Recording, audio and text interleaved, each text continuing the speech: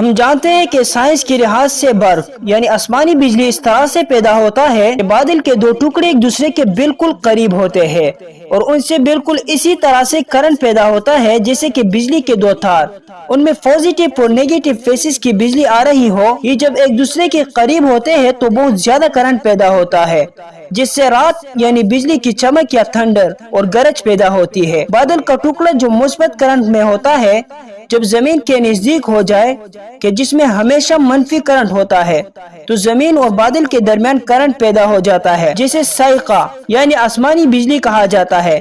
یہ اسی قدر تک خطرناک ہوتا ہے کہ کسی انسان یا ایک جانور کی سر پر آگ گرے تو مختصر ہی لمحے میں وہ جل کر خاک ہو سکتا ہے۔ حمزہ ٹی وی کے ویڈیوز میں ایک دفعہ پھر سے خوش آمدید۔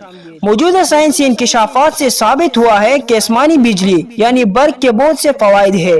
یہ آسمانی بجلی عموماً بہت زیادہ حرارت پیدا کرتی ہے جو بعض اوقات تقریباً 1500 ڈگری سینٹی گریڈ ہوتی ہے۔ یہ حرارت اس مقصد کے لیے کافی ہوتا ہے کہ اطراف کی زیادہ تر ہوا کو جلا دے اور اسی کے نتیجے میں فوراً ہوا کا دباؤ کم ہو جاتا ہے، اور ہم جانتے ہیں کہ ہوا کی کم دباؤ کی صورت میں ہی بادل برستے ہیں۔ یہی وجہ ہے کہ عام طور پر بجلی چمکنے اور گرنے کے بعد اولے گرنا شروع ہو جاتی ہے اور بارش کے موٹے موٹے قطرے گرنے لگتے ہیں۔ اسی بنا پر در حقیقت آسمانی بجلی کی ایک ذمہ داری پانی برسانا ہے۔ جس وقت یہ آسمانی بجلی اپنے اس حرارت کے ساتھ چمکتی ہے تو بارش کے قطرات اضافی آکسیجن کی مقدار میں ترکیب ہوتے ہیں اور یہ باری پانی یعنی ہائیڈروجن پر آکسائڈ پیدا ہوتی ہے، اور ہم جانتے ہیں کہ باری پانی کے آثار میں سے ایک یہ ہے کہ وہ جراثیم کوش ہوتے ہیں، اور اسی بنا پر طبی ماہرین اسے زخموں کو دھونے کے لیے استعمال کرتے ہیں۔ باری پانی کے یہ قطرات جس وقت زمین پر برستی ہے تو نباتاتی یعنی پودوں کی جراثیم کو ختم کر دیتی ہے۔ اسی بنا پر ماہرین کا کہنا ہے کہ جس سال آسمانی بجلی کم ہو تو نباتاتی آفات اور بیماریاں زیادہ ہوتی ہے۔ یہ آسمانی بجلی جہاں اس دنیا میں زندگی کے وجود کے لیے اہم ہے، وہیں یہ بجلی وحشتناک اور ڈراؤنی بھی ہوتی ہے، جیسے کہ سورۃ الرعد کی آیت نمبر 12 میں ہے کہ وہی ہے جو تم کو ڈرانے اور امید دلانے کے لیے بجلی دکھاتا اور باری باری بادل پیدا کرتا ہے۔ الرعد کے معنی بجلی کی چمک، اور رعد اس گرجدار آواز کو کہا جاتا ہے جو کہ بجلی کے چمک کے بعد بنتی ہے۔ یہ ایک روز ایک یہودی رسول اللہ صلی اللہ علیہ وسلم کے پاس آیا اور چند باتیں دریافت کرنے لگا۔ رعد کون ہے اور اس کی حقیقت کیا ہے؟ تو آپ صلی اللہ علیہ وسلم نے فرمایا، رعد اس فرشتے کا نام ہے جو بادلوں کو چلانے پر مقرر ہے، اور کڑک اس فرشتے کی آواز ہے جو بادلوں کو ہانپنے کے بعد اس فرشتے کے منہ سے نکلتی ہے۔ اس فرشتے کے پاس آگ کے کوڑے ہیں جس سے وہ بادلوں کو ہانپتا ہے، اور یہ چمک یعنی بجلی اس کی آواز ہے۔ سورۃ الرعد کی آیات نمبر 13 میں اللہ کا فرمان ہے، اور رعد اور فرشتے اس کی خوف سے اسی کی تسبیح اور تعریف کرتے ہیں۔ وہی آسمان سے بجلیاں گراتا ہے اور جس پر چاہتا ہے اس پر ڈالتا ہے۔ الرعد بادلوں سے پیدا ہونے والی گرج کو کہتے ہیں، اور بعض مفسرین کے نزدیک بادل پر معمور ایک فرشتے کا نام ہے، اور اس سورت کا یہ نام آیات نمبر 13 میں مذکور لفظ الرعد کی مناسبت سے رکھا گیا ہے۔ ایک حدیث شریف میں ہے کہ قیامت کے قریب بجلی کثرت سے گرے گی، یہاں تک کہ ایک شخص اپنی قوم سے آ کر پوچھے گا کہ صبح کس پر بجلی گری۔